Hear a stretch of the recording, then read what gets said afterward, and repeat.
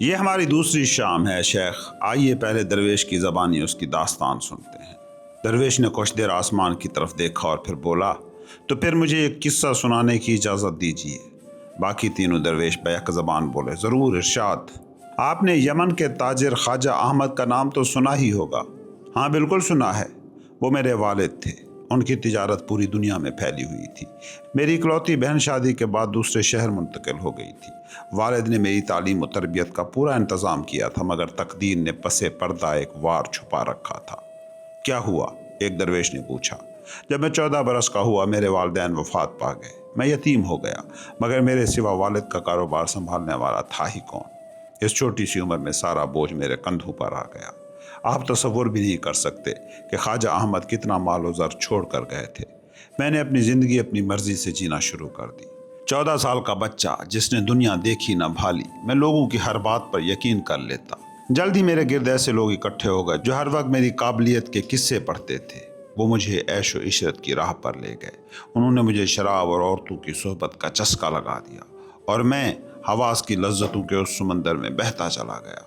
جیسا کہ آپ جانتے ہیں، شیطان انسانوں کے روپ میں ہی ہمارے پاس آتا ہے۔ ایک بار جب آپ کسی عورت کے بدن کے حصار میں گرفتار ہو جائیں تو زندگی آپ کے قابو سے نکل جاتی ہے۔ میں نے والد کی ساری جمع پونجی شراب، شباب اور جوئے میں اڑانا شروع کر دی۔ یعنی آخرکار تم دیوالیہ ہو گئے؟ ایک اور درویش نے مسکراتے ہوئے پوچھا۔ یہ پروردگار کا مجھے سبق سکھانے کا ایک طریقہ تھا۔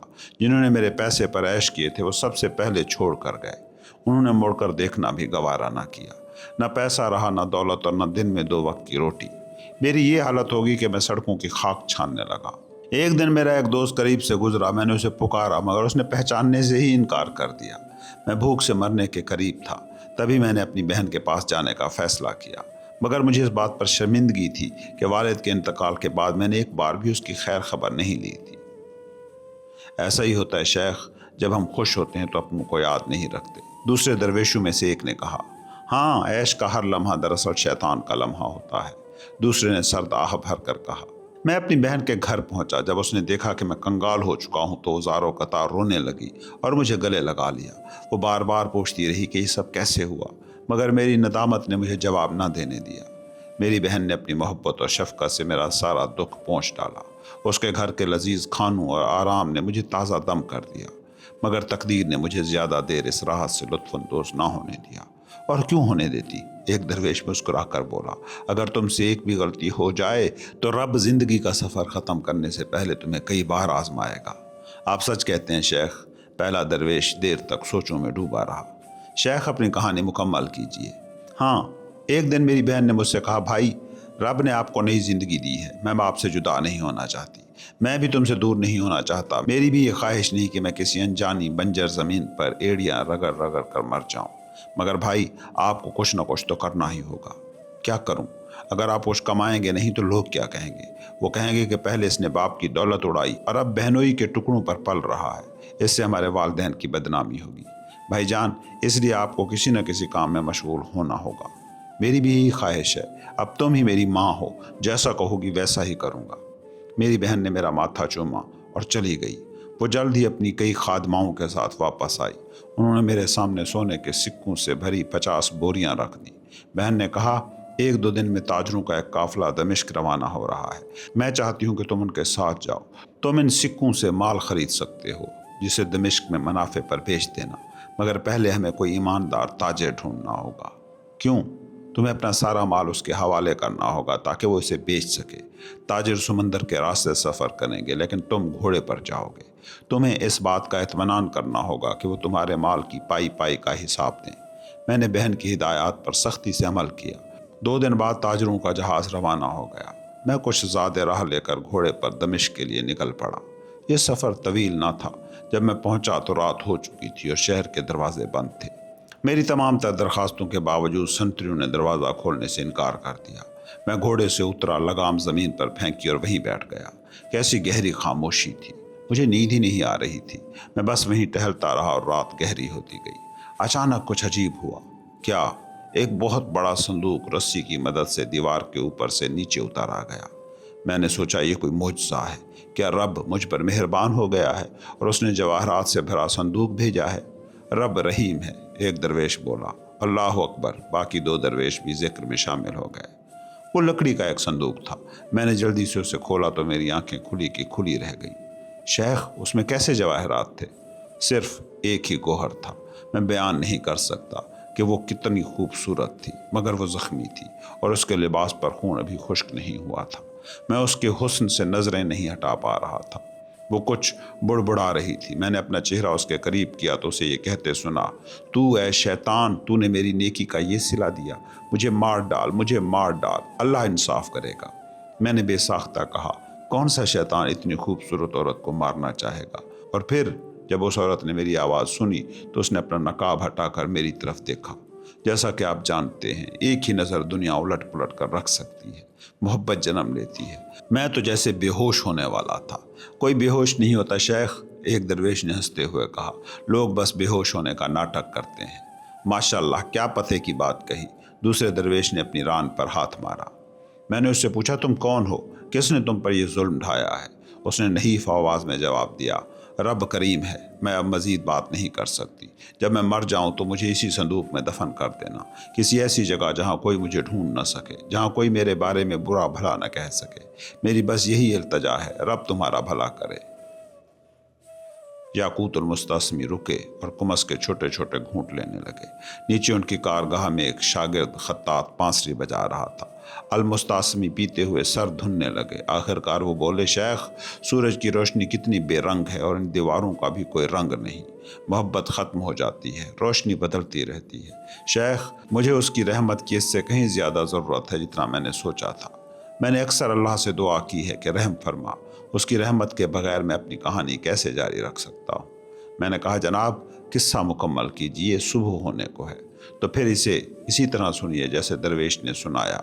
मैं कौन होता हूँ उसकी तरफ से बोलने वाला। दरवेश ने अपनी कहानी दोबारा शुरू की। मैंने उस संदूक को अपनी हिफाजत में रखा। रात के इस पहर में और कहाँ जाता।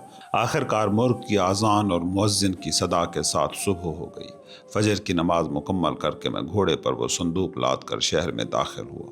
अगर मैं अकेला होता तो किसी सराय में ठहर जाता, मगर संदूक के अंदर एक औरत थी, इसलिए मुझे एक घर किराए पर लेना पड़ा। मुलाजिम बहुत अच्छा था।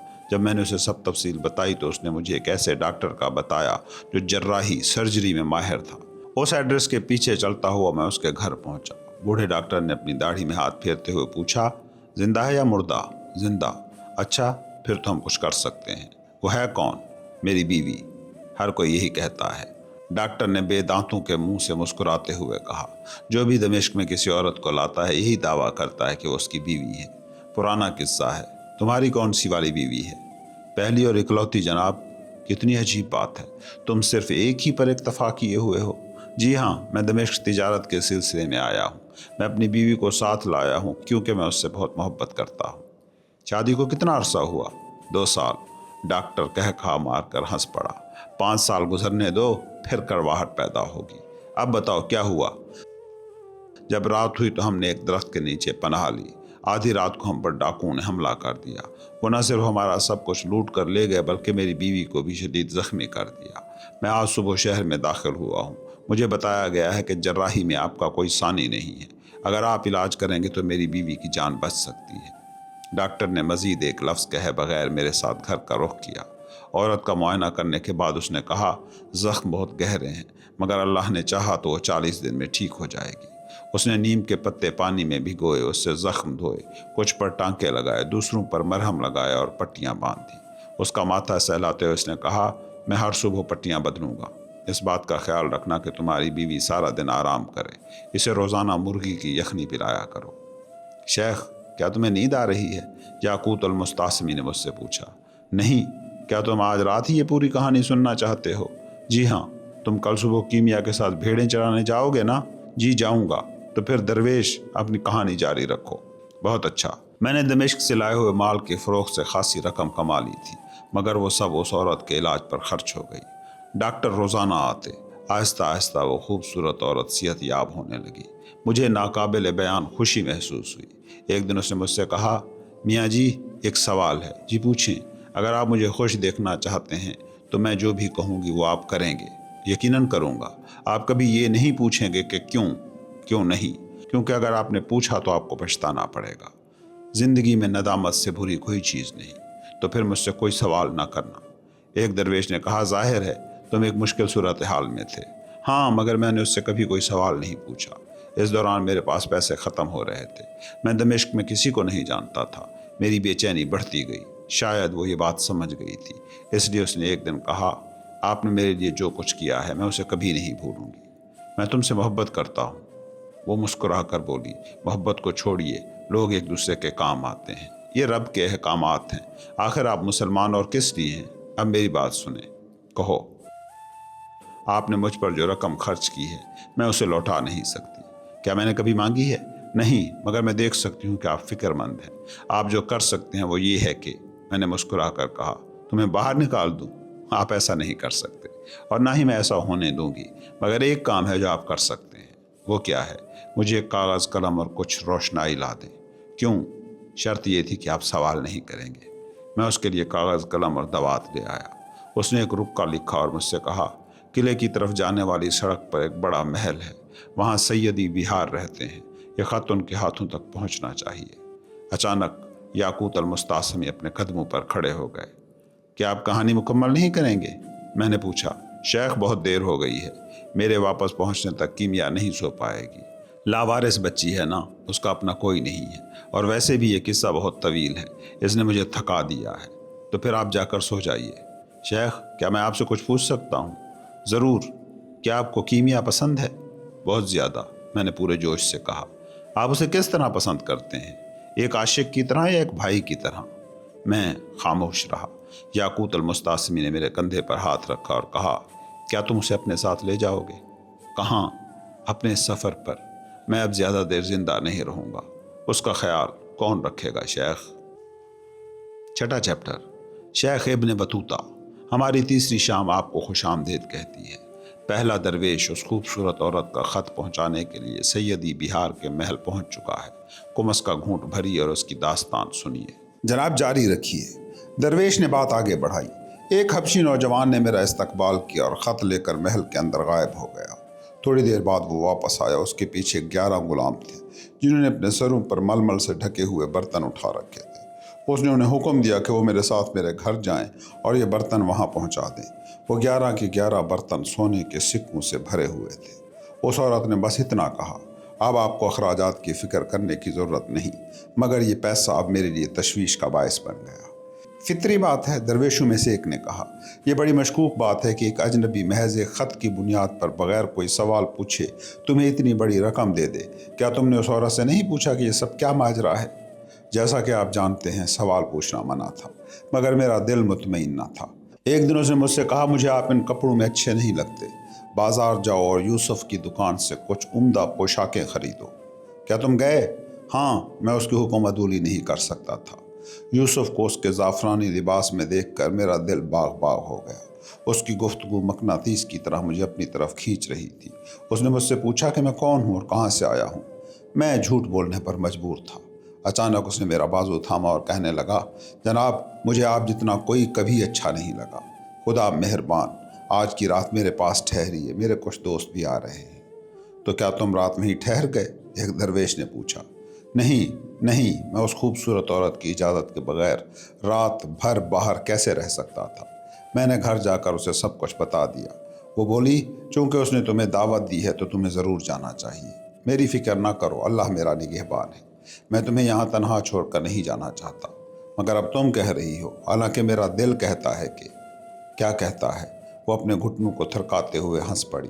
मैं मज़ीद एहतजाज ना कर सका। अफसोस, सद अफसोस। एक दरवेश ने अपने माथे पर हाथ मारा। तो तुमने एक दुकानदार की खातिर एक हसीन औरत को अकेला छोड़ दिया? ये उसका हुक्म था।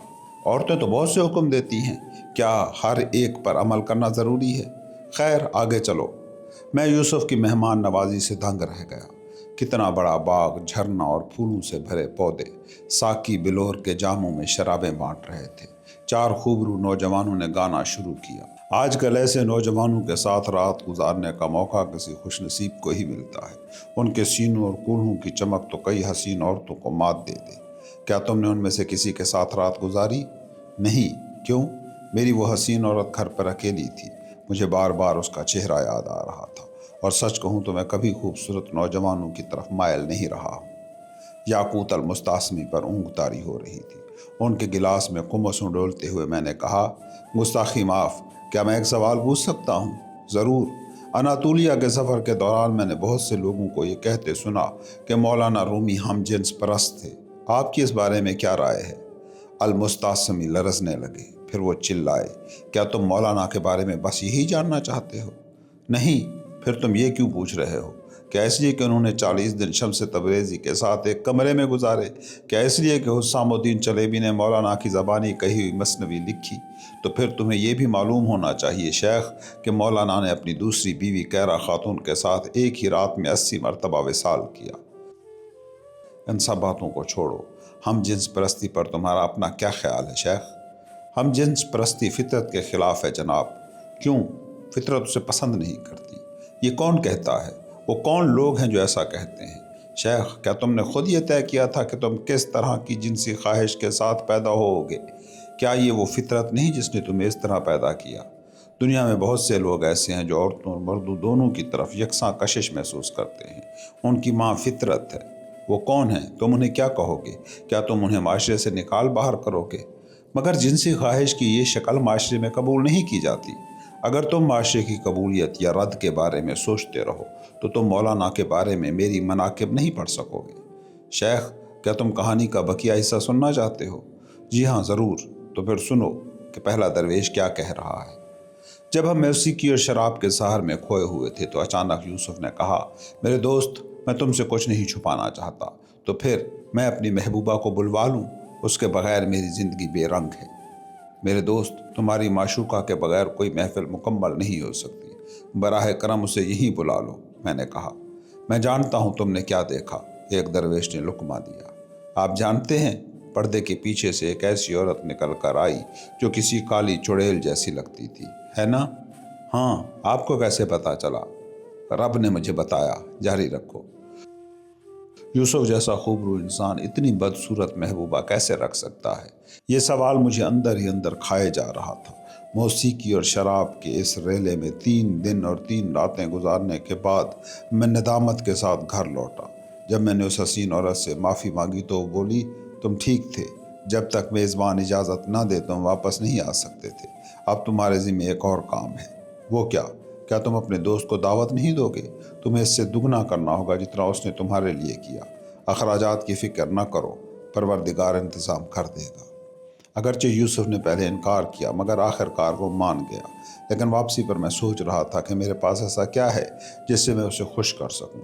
वो उसी शाम आने वाला था और मेरे पास इसकी खातिर तवाज़ो के कोई ज़राए न थे, मगर सारे इंतज़ामात तो हो चुके थे, है ना? एक दरवेश ने मुस्कुरा कर पूछा।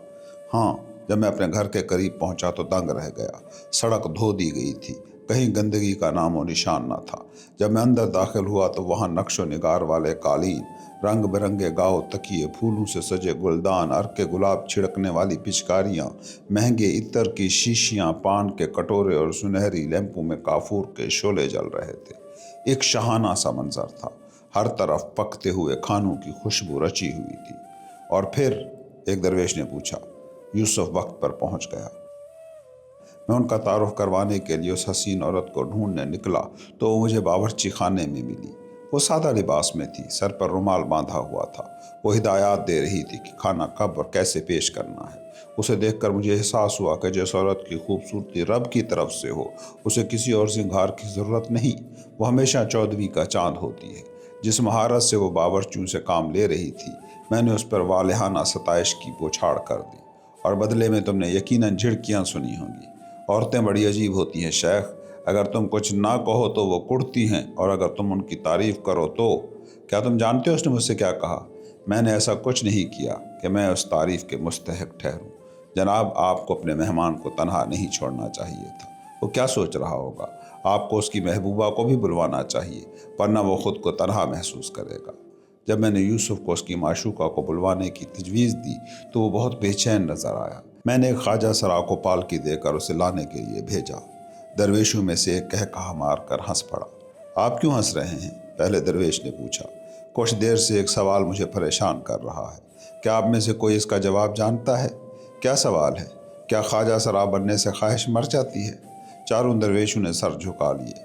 सवाल करने वाले ने बात जारी रखी। क्या तुम जानते हो ख्वाहिश का मंबा क्या है? जिस्म, एक दरवेश ने कहा। और जिस्म कहाँ से आता है? खुदा के कलम से, हाँ ना?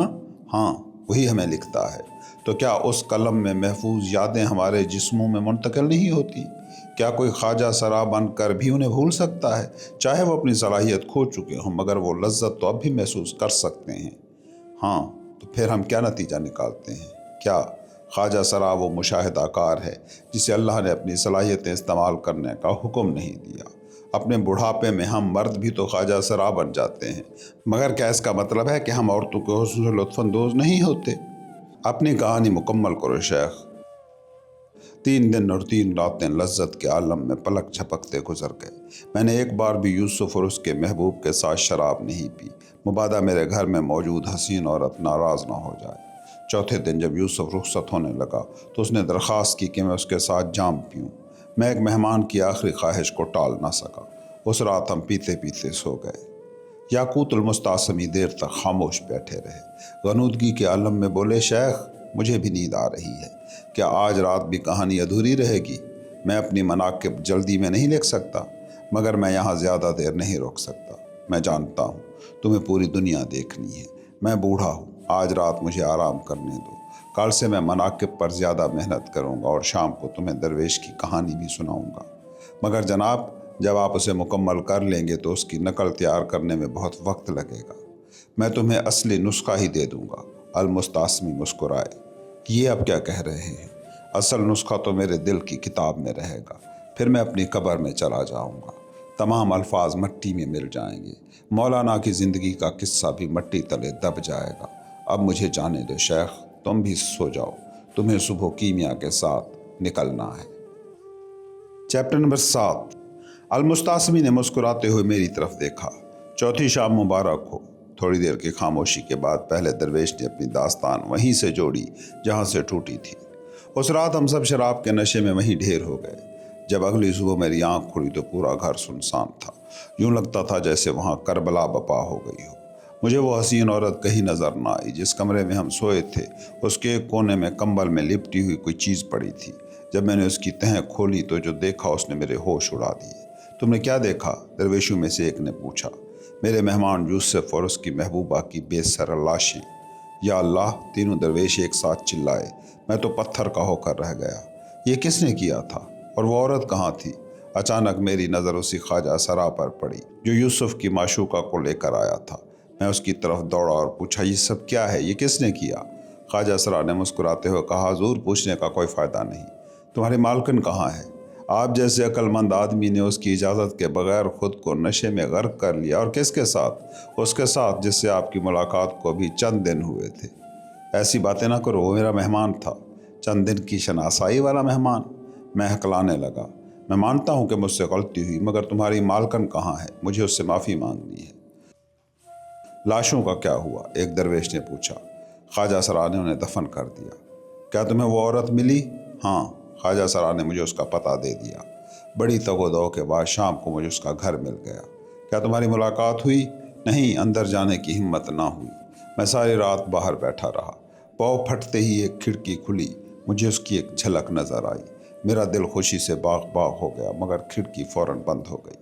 थोड़ी देर बाद वही ख्वाजा सरा मेरे पास आया और बोला, आगे एक मस्जिद है, वहाँ जाओ और इंतज़ार करो। तुम्हें जिस चीज़ की ज़रूरत होगी मिल जाएगी। अल-मुस्तासमी ने कुमस का घूंट भरा और ज़ेरे लब हंसे। मैंने पूछा, आप क्यों हंस रहे हैं? क्या तुम मुझे बता सकते हो कि यमन के सौदागर ज़ादे और इस हसीन औरत की बाद में शादी हुई या नहीं? मैंने सर खुजलाते हुए कहा, जी हाँ जनाब, हो गई थी। तुम्हें कैसे पता चला? वरना वो दोबारा मिल ही ना पाते। हाँ बिल्कुल, अल-मुस्तासमी ने ताली बजाई। तुम इस किस्से की बारीकियों को समझ गए हो, मगर शादी से पहले कुछ और वाक़यात भी पेश आए। वो हसीन औरत दरअसल दमिश्क के सुल्तान की बेटी थी और उसकी ज़िंदगी भी बड़े नशेब व फराज से गुजरी थी। शादी से पहले क्या हुआ था? सौदागर ज़ादे की मुलाकात उस औरत से हुई, मगर उसने उसे धुतकार दिया। जब वो 40 दिन तक भूखा प्यासा भटकता रहा और मौत के दहाने पर पहुंच गया तो उसी ख्वाजा सरा ने उसे सड़क पर पाया और उस औरत के पास ले गया। ख्वाजा सरा ने शहजादी को कायल किया कि वो इस नौजवान का इलाज कराए। जब वो तंदुरुस्त हुआ तो उसकी शादी शहजादी से हो गई। अब दरवेश की ज़बानी बकिया किस्सा सुनो। پہلے درویش نے بوجھل لہجے میں کہا، یہ سچ ہے کہ جب میری محبوبہ میری ہو گئی تو میرا دل خوشی سے لبریز تھا، مگر کچھ سوالات مجھے مسلسل ڈس رہے تھے۔ کیسے سوال؟ وہ کالا حبشی نوجوان کون تھا جس نے مجھے سونے کے سکوں سے بھرے برتن دیے تھے؟ وہ شاہانہ ضیافت کیسے ترتیب دی گئی تھی؟ میرے مہمان کیوں قتل ہوئے؟ انہیں کس نے مارا؟ اور جس عورت نے مجھے نکال دیا تھا اس نے مجھے دوبارہ کیوں اپنا لیا؟ ان سوالوں نے مجھے اتنا پریشان کیا کہ میں اپنی بیوی کے ساتھ مطمئن نہ رہ سکا۔ شادی کے 8 دن اور 8 راتیں گزر گئیں، مگر میں اس کے بستر تک نہ گیا۔ آخرکار اس نے مجھ سے پوچھا، تمہیں کیا ہوا ہے؟ تم مجھ سے شادی کے لیے بے تاب تھے اور اب تم میرے قریب بھی نہیں آنا چاہتے، آخر ماجرا کیا ہے؟ میں نے سر جھکا کر کہا، بی بی جان، انسان انصاف چاہتا ہے، کیا تمہیں انصاف نہیں ملا؟ تمہیں وہ مل گیا جو تم چاہتے تھے؟ بے شک میں نے پورے دل سے تمہیں چاہا تھا اور خدا کے فضل سے تم مجھے مل بھی گئیں، مگر اور کیا چاہیے؟ جو کچھ ہوا میں اسے سمجھ نہیں پا رہا، یہ سب میرے لیے ایک معمہ ہے۔ بی بی جان، مجھے سب کچھ بتا دو تاکہ میں سکون پا سکوں۔ میری بیوی غصے سے پھٹ پڑی، شاید تم اپنا وعدہ بھول گئے ہو، میں نے کہا تھا نا کہ کوئی سوال نہیں پوچھو گے۔ اب تم میری بیوی ہو، تمہیں مجھ سے کوئی راز نہیں چھپانا چاہیے۔ اچانک وہ خاموش ہو گئی، تھوڑی دیر بعد بولی، یہ سچ ہے مگر سب کچھ جان لینا خطرناک ہو سکتا ہے۔ میں نے اس کا ہاتھ تھام کر کہا، بی بی جان، ان خطرات کا سوچئے جن سے ہم پہلے ہی گزر چکے ہیں، مجھ پر بھروسہ کریں، بتا دیں، کسی اور کو پتہ نہیں چلے گا۔ میری بیوی طنزیہ مسکرائی، سب کچھ جاننے کی خواہش نادانی ہے، مجھے یقین ہے کہ یہ ہمیں خطرے میں ڈال دے گی، مگر چونکہ تم میرے شوہر ہو میں تم سے کچھ نہیں چھپا سکتی۔ اب دمشق کے سلطان کی بیٹی نے اپنی کہانی شروع کی۔ میں سلطان کی اکلوتی اولاد ہوں، میرے ماں باپ مجھ سے بہت محبت کرتے تھے۔ وہ کتنا شاندار وقت تھا، جیسے سنہری روشنائی سے لکھی کتاب کے صفحات۔ بچپن میں مجھے خوبصورت لڑکیاں پسند تھیں اور میرا سارا وقت ان کی صحبت میں گزرتا۔ میری خادمائیں بھی سب حسین تھیں، مگر ایک دن مجھ میں ایک عجیب تبدیلی آئی، میرا دل بجھ سا گیا، جیسے مجھ سے کچھ کھو گیا ہے۔ اب مجھے عورتوں کی صحبت اچھی نہیں لگتی تھی، نہ ہی کسی سے بات کرنے میں مزہ آتا تھا۔ میرا یہ پسندیدہ خواجہ سرا میرا ذہن پڑھ لیتا تھا اور میں نے اس سے کبھی کچھ نہیں چھپایا۔ وہ میری تکلیف سمجھ گیا تھا۔ ایک دن اس نے مجھ سے کہا، بیٹی حضور، میری ایک تجویز ہے، بتاؤ، تھوڑی سی شراب پیجیے۔ یہ تم کیا کہہ رہے ہو؟ میں چونک اٹھی۔ آزما کر دیکھیے، آپ خود کو ہلکا پھلکا محسوس کریں گی اور آپ کی خوشیاں لوٹ آئیں گی۔ کیا تمہیں یقین ہے؟ بیٹی حضور، کیا میں نے کبھی آپ کی خدمت میں کوئی کسر چھوڑی ہے؟ ٹھیک ہے، پھر میرے لیے کچھ شراب لاؤ۔ خواجہ سرا تھوڑی دیر بعد ایک لڑکے کے ساتھ آیا جس نے میرے سامنے ایک منقش جام رکھا۔ جیسے ہی میں نے پی، مجھے اندازہ ہوا کہ خواجہ سرا ٹھیک کہہ رہا تھا۔ میں نے لڑکے کو کچھ پیسے دیے اور کہا، روزانہ اسی وقت میرے لیے شراب لایا کرو۔ آہستہ آہستہ میری زندگی پٹری پر لوٹنے لگی۔ میں اس لڑکے کے ساتھ کھیلتی، باتیں کرتی، وہ مجھے دلچسپ قصے سناتا، میں اس کی طرف کھنچی چلی گئی۔ میں ہر روز اسے کوئی مہنگا تحفہ یا رقم دیتی، مگر وہ ہمیشہ میلے کچیلے کپڑوں میں رہتا۔ ایک دن میں نے کہا، میں تمہیں روز پیسے دیتی ہوں، پھر بھی تم چیتھڑوں میں رہتے ہو، کیا تم سب خرچ کر دیتے ہو؟ وہ دیر تک خاموش کھڑا رہا۔ میں نے دیکھا کہ اس کی آنکھیں بھر آئیں۔ میرے دل پر جیسے برفانی ہوا کا جھونکا گزر گیا۔ میرے ذہن میں ایک لفظ گونجا، معشوق۔ میری آنکھوں میں بھی آنسو آ گئے۔ میں نے پوچھا، کیا بات ہے؟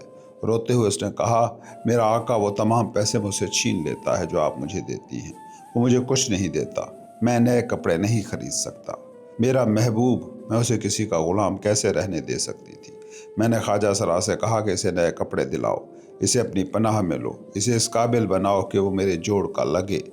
خواجہ سرا میرا حکم ٹال نہیں سکتا تھا۔ وہ لڑکا جوان اور خوب روح ہوتا چلا گیا اور میری نظریں اس پر جمی رہتی۔ جب بھی میں اسے دیکھتی میرا جی چاہتا کہ میں اسے اپنی باہوں میں بھر لوں۔ تھوڑی سی خاموشی کے بعد المستعصمی بولے، محبت انسان کو کہاں لے جائے گی یہ کوئی نہیں بتا سکتا، رب بھی نہیں۔ مولانا نے لکھا تھا، میری روح ایک تنور ہے اور ایک دہکتا ہوا تنور محبت کے سوا کچھ نہیں مانگتا۔ میرے دوست، اگر تم اس کے شعلوں میں جلنا نہیں چاہتے تو تمہیں ابھی بھی بہت کچھ سیکھنا باقی ہے۔ میں نے پوچھا، جناب، یہ کہانی ابھی کتنی باقی ہے؟ کیا تم بے صبر ہو رہے ہو؟ ہرگز نہیں۔ سنو شیخ، یہ کہانی بیلوں، پتوں اور پھولوں سے بھری ہوتی ہے۔ یوں سمجھو کہ یہ ایک باغ ہے، ایسے باغ کو پیش کرنے کے لیے 1000 راتیں چاہیے، مگر ہم اتنا طویل نہیں جی سکیں گے، اس لیے میں اس قصے کو مختصر کرنے پر مجبور ہوں۔ ایسی بہت سی باتیں ہیں جو میں نے تمہیں نہیں بتائیں۔ کیا میں نے شہزادی کے حسن کی تعریف کی؟ کیا میں نے تمہیں اس کے گھر کی تفصیلات بتائیں؟ کیا میں نے نہیں کہا تھا کہ اس میں 1000 راتیں لگیں گی؟ مجھے دکھ ہے کہ میں یہ سب بتائے بغیر قصہ سنا رہا ہوں۔ قصہ محض واقعات کی ترتیب نہیں ہوتا، اس میں آرائش ہوتی ہے، نقش و نگار ہوتے ہیں، مگر تمہارے پاس وقت نہیں اور نہ ہی میرے پاس۔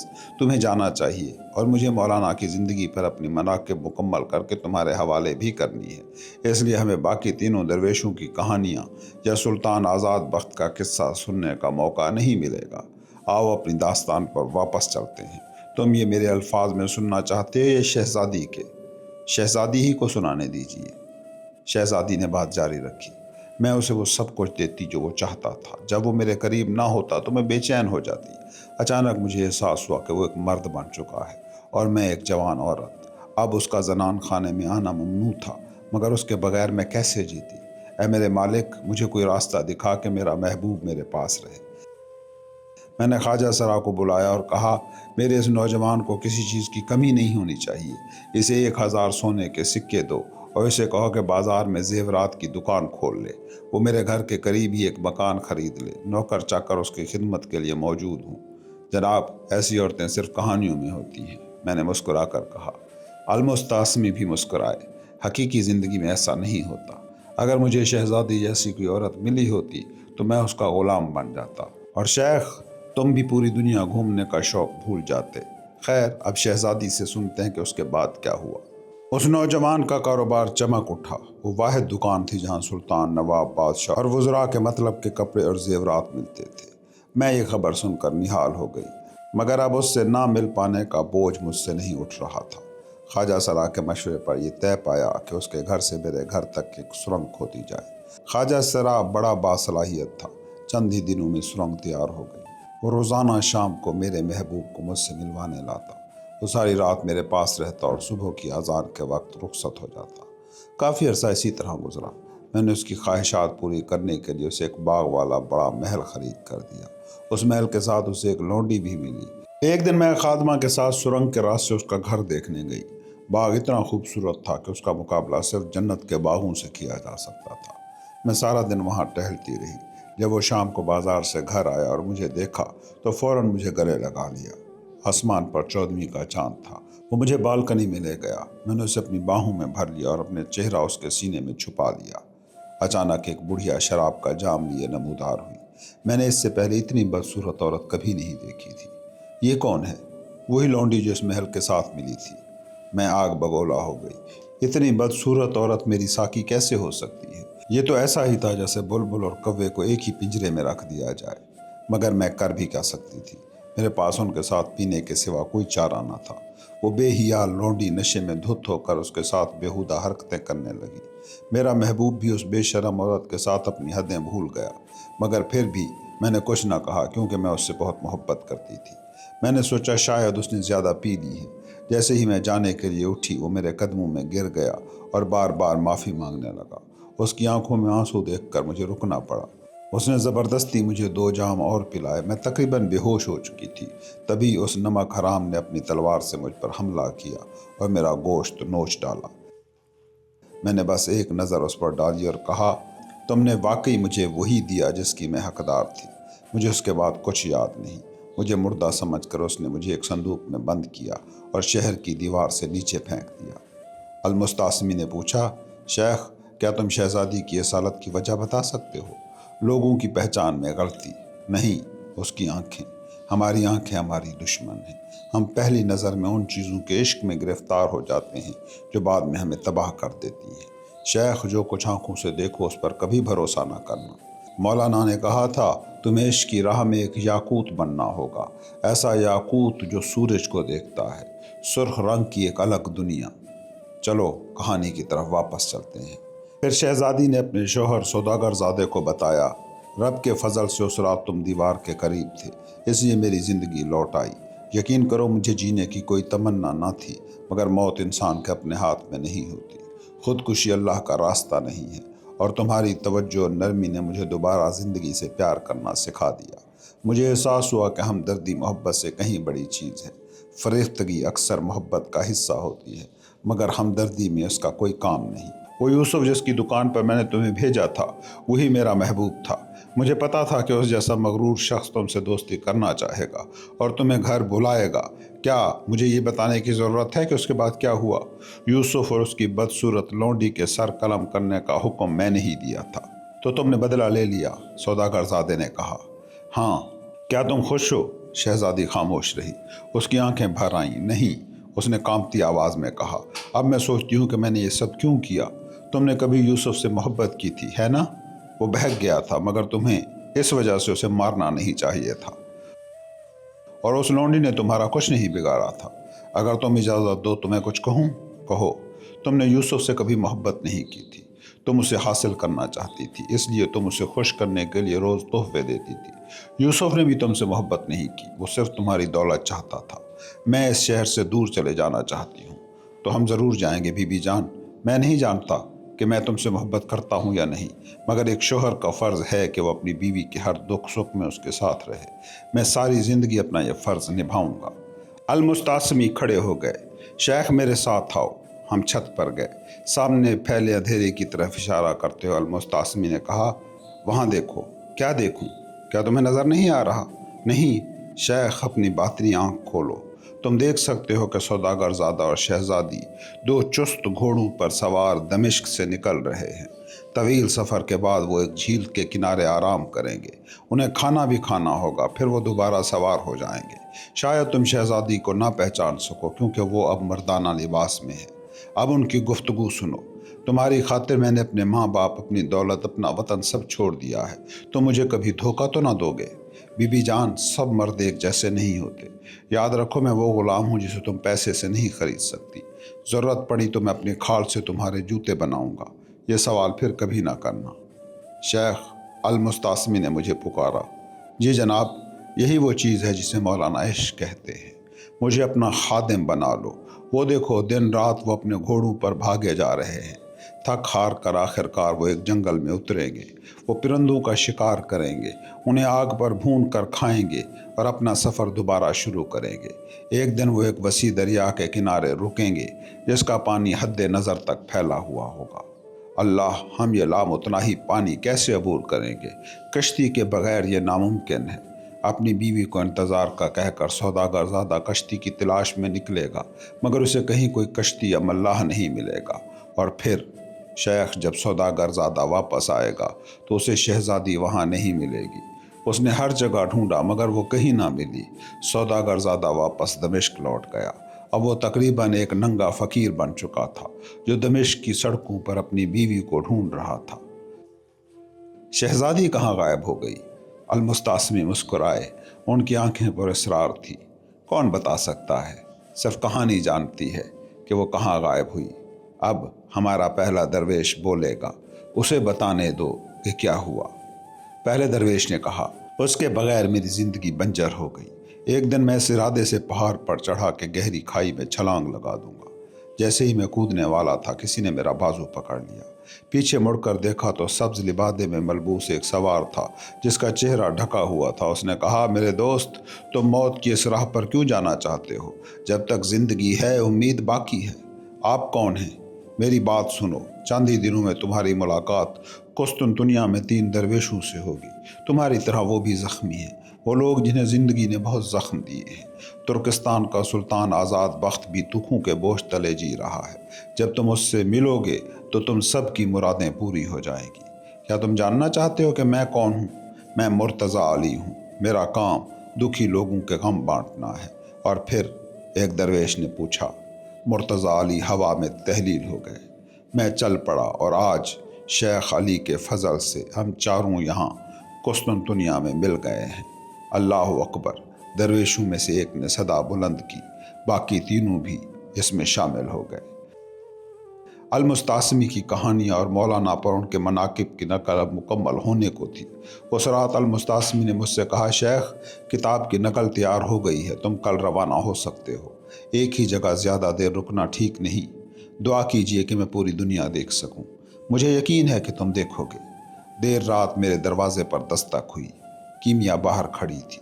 खैरियत से जाना। क्या तुम मेरे साथ नहीं चल रही हो? पहले तुम्हें मेरे साथ आना होगा। कीमिया ने मेरा हाथ थाम लिया।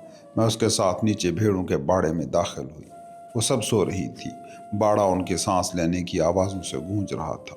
एक मेमने के बदन पर प्यार से हाथ फेरते हुए कीमिया ने कहा, अगर मैं चली गई तो इन्हें चराने कौन ले जाएगा? कीमिया, क्या तुम मेरे साथ नहीं आ रही हो? मेरे मुंह से ये अल्फाज यूं निकले जैसे मैं कोई अदाकार हूँ। अगर मैं चली गई तो ये जिंदा नहीं रहेंगे। कीमिया सोती हुई भेड़ों को सहलाने लगी। वो कौन था जो मेमनों को सहला रहा था? क्या वो कीमिया थी या मरियम? अगली सुबह मैं मुसाफिरों के काफिले में शामिल होकर दोबारा सफ़र पर रवाना हो गया। मेरे पास अब इतना वक्त नहीं था कि मैं बाकी तीनों दरवेशों की कहानियाँ और सुल्तान आज़ाद बख्त का किस्सा सुन पाता। Chapter number 8। मेरे बाज़ौक़ क़ारीन, मैं जानता हूँ कि आप में से बहुत से लोग सब्र खो रहे होंगे, मगर ये तमहीद ज़रूरी थी। इस किताब में जो मैं आपको पढ़कर सुनाने वाला हूँ, जिन जिंदगियों और ज़मानों की तस्वीर कुशी की गई है वो हमसे इतने दूर हैं और उनकी महक हमारी आदि बूबास से इतनी मुख्तलिफ है कि ये किसी ऐसे इतर खाने में घूमने जैसा होगा जहाँ बहार अपने पूरे जौबन पर आई हो। यही वजह है कि इस बहार के मौसम में जगह बनाने से पहले हमें दीगर कहानियों की भूल भुलैयों से गुजरना पड़ा। एक और बात, जब मैंने पढ़ने के लिए किताब का पहला सफ़ा खोला तो ऐसे लगा जैसे मेरे अंदर से कोई नमूदार होकर पूछ रहा हो, शेख, क्या तुम नहीं जानते कि मौलाना हुस्सामुद्दीन से क्या कहा करते थे? क्या जब अपनी मसनवी के अशार लिखवा रहे होते तो मौलाना अक्सर रुक कर पूछते, हुस्साम, ये राग कौन अलाप रहा है? कौन? थोड़ी देर खामोश रहकर मौलाना कहते, हुस्साम, उस्ताद कामिल को खुद ही ये नज़म मुकम्मल करने दो। ऐ शेख, इस किताब के ज़रिए उसे बोलने दो। क्या तुम नहीं जानते कि ज़बान और मौसीकी क्यों पैदा हुए? इसलिए कि हम खाली हैं, हमारे अंदर कुछ नहीं है। हमें वहाँ से निकाल दिया गया है जहाँ से हम आए थे। हम बोलते हैं, लिखते हैं, ये सब कुछ घर वापसी की उसी तड़प का नतीजा है। याद रखिए कि ये किताब जिसे मैं पढ़ने वाला हूँ वो बैक वक्त मेरी लिखी हुई है भी और नहीं भी। वैसे भी इससे क्या फ़र्क पड़ता है? जैसा कि आप जानते हैं, फ़ारसी शायरी में ये रिवाज रहा है कि शायर बिल्कुल आखिर में अपना तखल्लुस इस्तेमाल करते हैं। तो चलिए खामोशी को इस किताब को निगल लेने दें। हम इस घर की याद सुनना चाहते हैं जिसे ये पीछे छोड़ आई है, और खामोशी से इस घर तक वापसी की दास्तान। वो शख्सियत जिन्हें मैं अब तक मौलाना कहता आ रहा हूँ, वो जलालुद्दीन मोहम्मद बल्खी थे, जो रफ्ता रफ्ता जलालुद्दीन मोहम्मद रूमी में तब्दील हो जाएंगे। उनका सफ़र जिलावतनी की ज़िंदगी से अपने असल घर की तरफ था। अल्लाह के हुक्म और मौलाना की मंशा के मुताबिक मैं अब से उन्हें मौलाना या रूमी के नाम से मुखातिब करूँगा। रूमी अपनी मसनवी की हर जल्द का आगाज़ नज़म में करने से पहले नसर में एक दुआ करते थे। ऐसी ही एक दुआ में उन्होंने उंदलस के शायर अदी और रका की एक नज़म शामिल की थी। मैं एक सर्द हवा की बाहों में सोया था, एक घनी झाड़ी से सुरमई फाख्ता ने सदा दी। जब मैंने उसकी तड़प भरी सिसकियाँ सुनी तो मुझे अपना पुराना इश्क याद आ गया। मैं अपनी रूह से बहुत अरसे से दूर रहा हूँ। कितनी लंबी नींद थी, मगर मैं बेदार तो हुआ फाख्ता के रोने पर। आंसुओं के समंदर में उन मजलूमों की सना करो जो सुबह सवेरे उठते हैं। देखिए, खुरासान के शहर बरख से कारवां रवाना हुआ है। यही वो जगह है जहाँ जलालुद्दीन मोहम्मद 604 हिजरी बमुताबिक 1207 ईस्वी में पैदा हुए थे। रूमी की पैदाइश के वक्त बलख को कुब्बतुल इस्लाम, इस्लाम का गुंबद कहा जाता था। यह तिजारत और तालीम का मरकज़ था, इस्लाम में रचा हुआ और मशहूर जाहिदों का मस्कन। यही वो जगह थी जहाँ कभी दो सूफ़ी बुज़ुर्ग इब्राहिम बिन अधम और शफीक बल्खी रहा करते थे। रूमी के बचपन में किब्रोया सिलसिले के बानी शेख नजमुद्दीन कुबरा हयात थे। जब मैं बलख के कस्बे में गया तो मुझे वहाँ खंडरात के सिवा कुछ नज़र ना आया। ऐसा लगा जैसे दुनिया ने कोई ख्वाब खो दिया हो। मंगोलों ने इसी तरह बहुत सी यादें और ख्वाबों के शहर मिटाए थे। अगर मौलाना मेरा ये नोहा सुनते तो यकीनन कहते फितरत हर चीज़ को मिटा देती है, जैसा कि उसे करना चाहिए। तुम और मैं इसकी फ़िक्र करने वाले कौन होते हैं? इस कारवां में जो आगे बढ़ रहा है, बहाउद्दीन वल्द, उनकी बीवी मोमना खातून, उनके बेटे अलाउद्दीन मोहम्मद और जलालुद्दीन मोहम्मद और बहाउद्दीन के कुछ शागिर्द शामिल हैं। घर का सामान ज़्यादा नहीं है, मगर बहाउद्दीन की किताबों का ज़ख़ीरा कई ऊँटों की पीठ पर लदा हुआ है। कुरान, हदीस के मुख्तलिफ मुसव्वदे, मज़हब और इस्लामी फ़िक़्ह पर मुतअद्दिद किताबें, बहाउद्दीन सुल्तानुल उलमा के नाम से मशहूर थे। वो एक आलिम भी थे और सूफ़ी बुज़ुर्ग भी। उलमा का ये ख़ानदान कई नस्लों से बलख में मुकीम था। बहाउद्दीन ने घर छोड़ने का फ़ैसला क्यों किया, इस बारे में मुख्तलिफ आरा है। एक वजह मंगोल हमलों का डर, मगर बलख में मैंने जो सुना वो ये था कि बहाउद्दीन के बरक्स उनके उस्ताद नजमुद्दीन कुबरा ने मंगोलों के डर से शहर नहीं छोड़ा था। वो आखिरी सांस तक अपने मुरीदों के साथ उनसे लड़े थे। मेरे मोहतरम क़ारीन, ये सब हकीकत है, मगर क्या अब ये एक किस्सा मालूम नहीं होता? तो फिर मैं आपको एक कहानी ही सुना देता हूँ। पूरी दुनिया की सियाहत में मैंने जो वाहिद ख़जाना जमा किया वो यही किस्से हैं।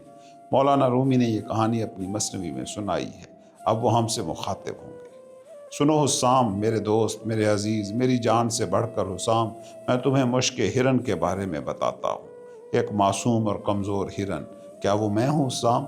दुबला धनी भवें और सुर्खी माइल भूरी आंखें, किसी तन्हा बादाम की तरह। ऐसा हिरन तो तकदीर का शिकार होना ही है। एक शिकारी ने उसे पकड़ा और मवेशियों के बाड़े में डाल दिया। वो बाड़ा बैलों और गधों से भरा हुआ था। चकरा कर वो मुश्क हिरन आखिरकार बेहोश हो गया। उसने कितनी बार भागने की कोशिश की थी, मगर तमाम दरवाजे बंद थे। जब तमाम दरवाजे बंद हों तो तुम बाहर नहीं निकल सकते। हुस्साम, क्या तुमने कभी खुद को ऐसी गलाजत और कीचड़ में धंसा हुआ पाया है? शाम को शिकारी कैद जानवरों के लिए घास लाया, मगर घास तो बैलों और गधों के लिए थी। बेचारे मुश्क हिरन ने उसे कभी चखा तक ना था। उसके कई दिन बगैर खाए पिए गुजर गए। तुम जानते हो कि पानी से बाहर निकाली गई मछली कैसा महसूस करती है? बैलों और गधों का ख्याल था कि हिरन इंतहाई मगरूर है। एक गधे ने उसका मजाक उड़ाया, तुम जैसा शहनशाह इस मवेशी खाने में क्यों पड़ा सड़ रहा है? मुश्क हिरन ने गधे से कहा, नहीं, ये गरूर नहीं है, घास तुम्हारी खुराक है।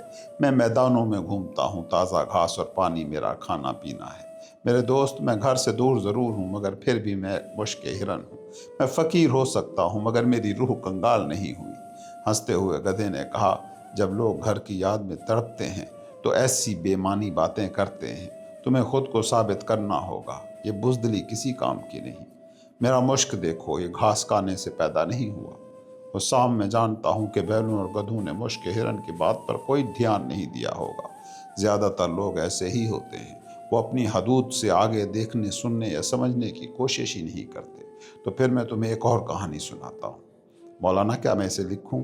ये तुम्हारी मर्ज़ी है। मैं यहाँ कुछ छोड़कर जाने के लिए नहीं आया। मैं तो बस बाहर का एक दिन हूँ। मैं महज एक मटर का दाना हूँ जो हांडी में उबल रहा है। तो सुनो। सहरा में सफ़र करते एक प्यासे ज़ायर ने एक छोटा सा खैमा देखा।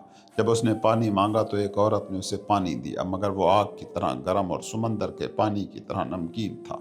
मगर प्यास के सामने क्या चीज़ रुकावट बनती? पानी उसके हलक से नीचे उतरा, रास्ते में हर चीज़ को जलाता हुआ। ज़ायर ने औरत से कहा, तुमने मुझे पानी दिया, मैं बदले में तुम्हें कुछ देना चाहता हूँ। यहाँ से ज़्यादा दूर बसरा और बगदाद जैसे शहर हैं।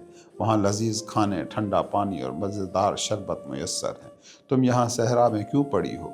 थोड़ी देर बाद उसका शौहर कुछ सहराई चूहे लेकर आया, जिनका उसने शिकार किया था। चूहों का गोश्त पकाया गया।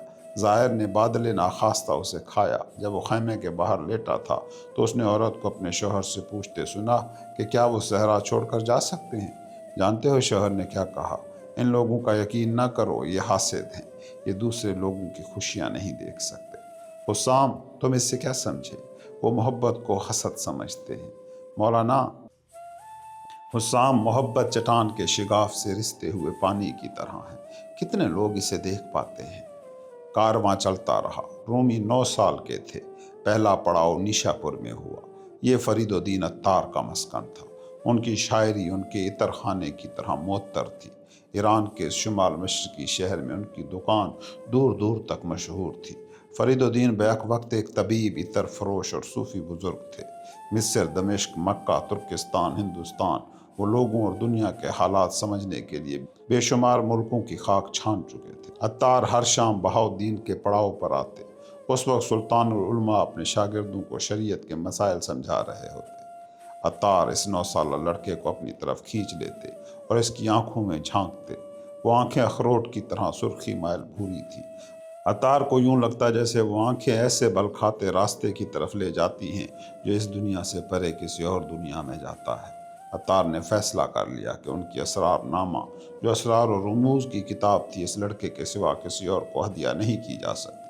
ان کی تحریر اس دن مکمل ہوگی جب یہ لڑکا بڑا ہو کر اسے پڑھے گا۔ فرید الدین عطار درست تھے۔ کئی سال بعد جب مولانا نے حسام الدین کو اپنی مثنوی کے اشعار لکھوائے تو انہوں نے عطار کی کئی کہانیاں اپنی اس رزمیہ نظم میں شامل کی۔ ایک دن عطار نے لڑکے کو اپنے سینے سے لگایا۔ انہیں محسوس ہوا کہ آخرکار ان کی طویل پیاس بجھ گئی ہے۔ وہ خزاں کے آسمان پر ایک بادل کی طرح محسوس کر رہے تھے۔ جلال، کیا تم ایک کہانی سننا چاہتے ہو؟ انہوں نے سرگوشی کی۔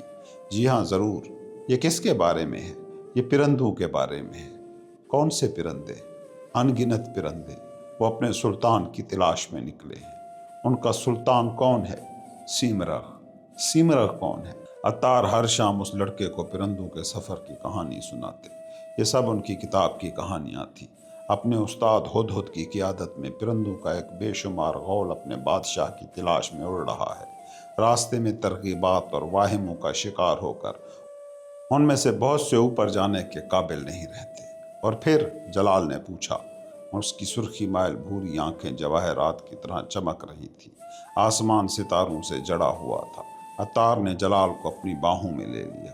اس کے ماتھے، گالوں اور گردن پر بوسہ دیتے ہوئے انہوں نے کہا، پرندے اپنے استاد ہدہد کے پیچھے کئی کئی سال تک اڑتے رہے۔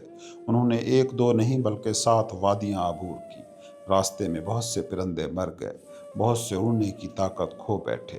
آخرکار صرف 30 پرندے کوہ کاف پر سیمرغ کے محل تک پہنچے۔ محافظوں نے انہیں اندر جانے سے روک دیا۔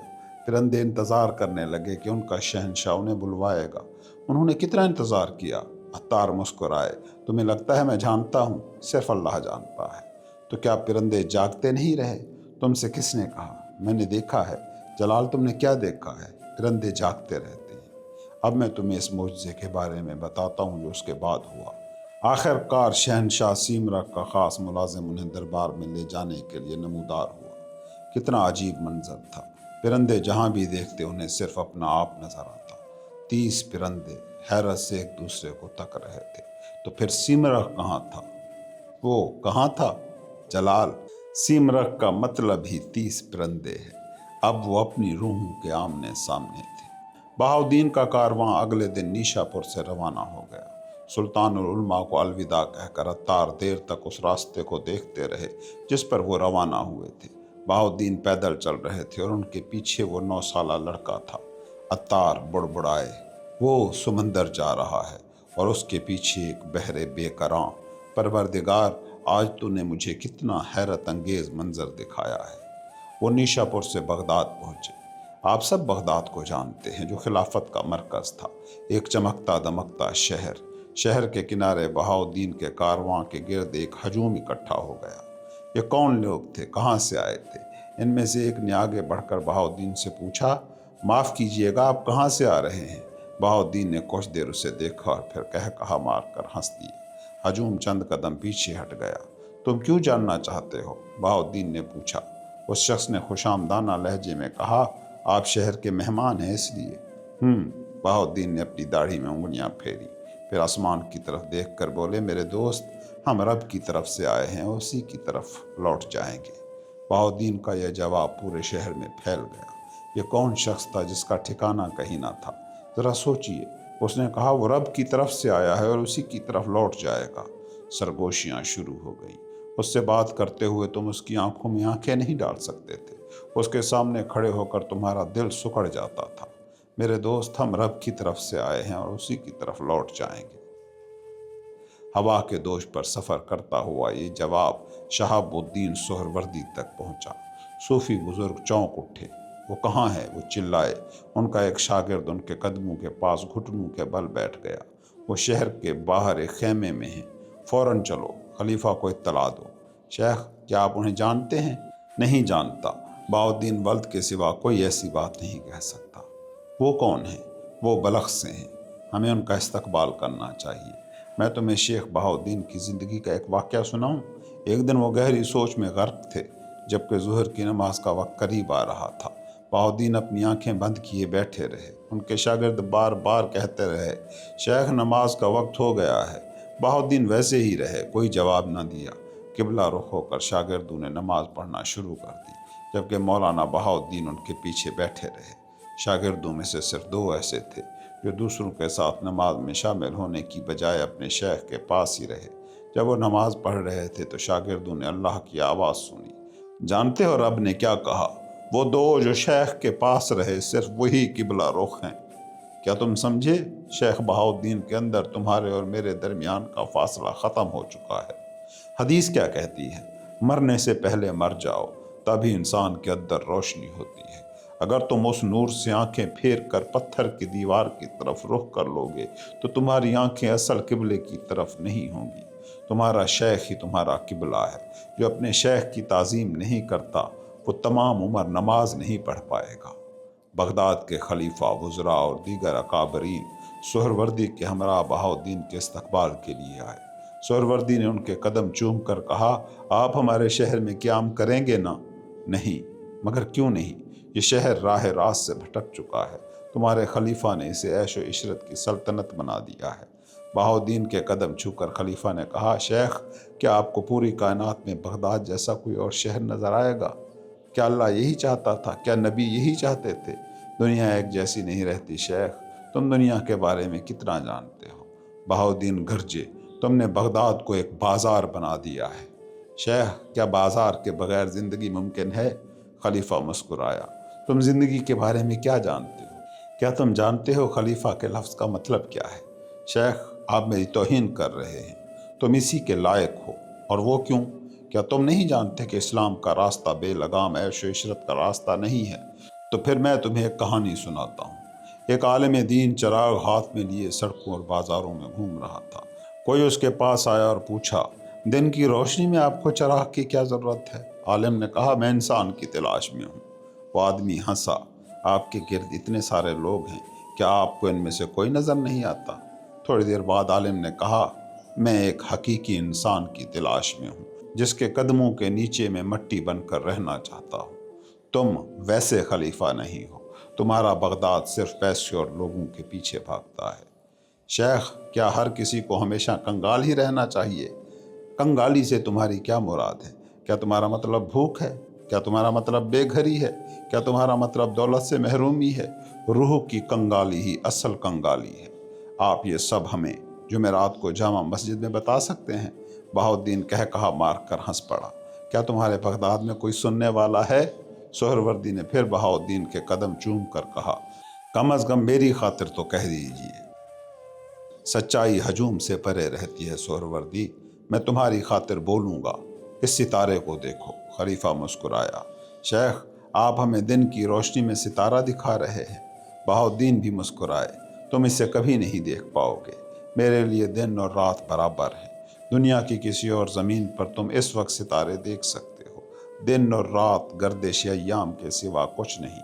हर जगह दिन है, हर जगह ही रात है। खलीफा ने अपने तमाम तोहफे बहाउद्दीन के कदमों में ढेर कर दिए। उनके कदम छू कर उसने कहा, अगर आप मेरी ये हकीर सी पेशकश कबूल कर लें तो मुझे बड़ी मुसर्रत होगी। मैं ये सब क्यों लूँ? मैं वो चीज़ कबूल नहीं करता जिसे मैं अपने साथ अल्लाह के पास न ले जा सकूँ। इन्हें वापस ले जाओ। सोहरवर्दी की तरफ मुड़कर बहाउद्दीन ने कहा, क्या तुमने खलीफा को कुछ तमीज़ नहीं सिखाई? किसी फ़नकार का तैयार करदा कुरान का नुस्खा मेरे लिए इस दौलत से कहीं ज़्यादा कीमती है। अब सुनिए कि जुमेरात को ज़ुहर की नमाज के बाद क्या हुआ। खलीफा से लेकर बगदाद के तमाम मुअज़्ज़िज़ीन वहाँ मौजूद थे। शेख बहाउद्दीन रूह की कंगाली पर गुफ्तगू करने वाले थे। मस्जिद के सहन में कबूतरों के परों की फड़फड़ाहट सुनाई दे रही थी। जैसे ही बहाउद्दीन खड़े हुए, तमाम आवाज़ें थम गईं। बहाउद्दीन देर तक खामोश खड़े रहे। आखिरकार उनकी आंखें आंसुओं से धुंधला गईं। उन्होंने बोलना शुरू किया, अगर दुनिया के तमाम दरख्त लिखे हुए लफ्ज़ बन जाएं और तमाम समंदर रोशनाई और उसके बाद भी 7 समंदर हों, तब भी अल्लाह की बातें कभी ख़त्म न होंगी। वो गालिब है, इल्म वाला है। क्या तुमने नहीं देखा कि अल्लाह दिन में रात और रात में दिन लाता है? उसी के हुक्म से सूरज और चाँद अपने अपने वक्त की पाबंदी करते हैं। अल्लाह ही रोज़े जज़ा के बारे में जानता है। वही बारिश भेजता है। वही जानता है कि रहम मादर में क्या है। तुम नहीं जानते कि तुम कल क्या कमाओगे, और ना ही तुम ये जानते हो कि तुम्हारी मौत कहाँ होगी। सिर्फ वही जानता है। میں جو آج یہاں روح کی کنگالی کے بارے میں بات کرنے کے لیے موجود ہوں، یہ خود اس کنگالی کی ایک علامت ہے۔ اگر میں اس سے آزاد ہوتا تو آپ سے مخاطب ہونے کے لیے یہاں نہ ہوتا۔ کیا تم جانتے ہو روح کی کنگالی کیسی ہوتی ہے؟ بیمار کی زبان کو میٹھی چیز بھی کڑوی لگتی ہے۔ کیا تم جانتے ہو روح کی کنگالی کیسی ہوتی ہے؟ یہ ایک بنجر کوک کی طرح ہے۔ میں تمہیں ایک کہانی سناتا ہوں۔ ایک قصہ فلسفے کے 1000 لفظوں سے زیادہ کہہ سکتا ہے۔ فلسفے آتے ہیں چلے جاتے ہیں، مگر ایک کہانی ہزاروں سال تک مختلف ملکوں میں مختلف شکلوں میں زندہ رہتی ہے۔ یہ کہانی کریم کے بارے میں ہے۔ اس کی بیوی کا نام انار تھا۔ ان کی شادی کو 10 سال ہو چکے تھے، مگر اب تک ان کی کوئی اولاد نہ تھی۔ کریم اپنی بیوی سے اتنی محبت کرتا تھا کہ اس نے کبھی بچہ نہ ہونے کی وجہ سے اسے طلاق دینے کا نہ سوچا۔ ایک دوست کے مشورے پر کریم اپنی بیوی کو ڈاکٹر کے پاس لے گیا۔ ڈاکٹر نے ان کی بات سنی، انار کا معائنہ کیا اور پھر خاموشی سے بیٹھ گیا۔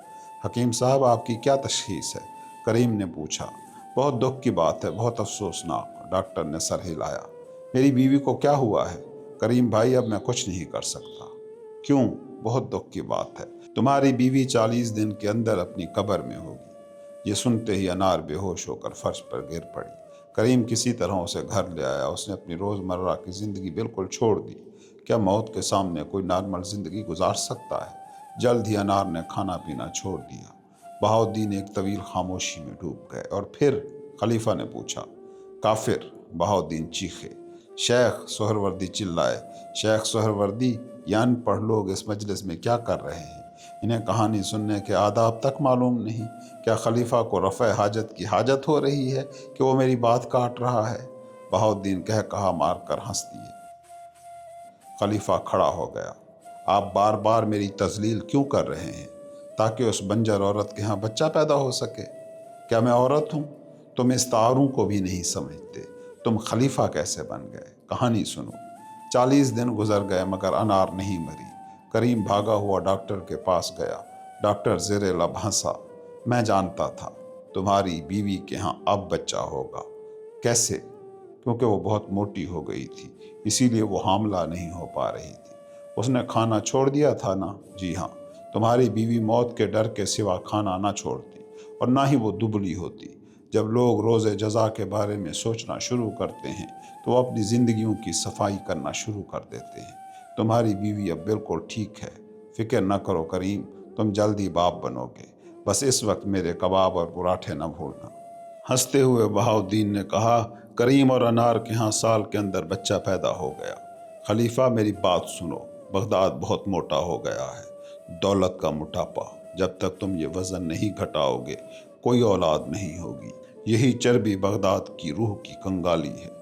کچھ دن بعد جب بہاؤالدین کا کارواں بغداد سے روانہ ہو رہا تھا تو بلخ پر منگولوں کے حملے کی خبر آئی، جو کھنڈر بن چکا تھا، مردوں کا شہر۔ جلال کو اپنے سینے سے لگا کر شیخ بہاؤالدین بڑبڑائے، اب دنیا میں کہیں بھی ہمارا گھر نہیں رہے گا جلال، ہم پناہ گزین بن چکے ہیں۔ دیکھیے، آپ شیخ بہاؤالدین کے کارواں کو آگے بڑھتے ہوئے دیکھ سکتے ہیں۔ ایک طویل سفر کے بعد وہ لارندہ پہنچیں گے، جہاں سلجوق سلطنت کے ایک نواب امیر موسیٰ انہیں پناہ دیں گے۔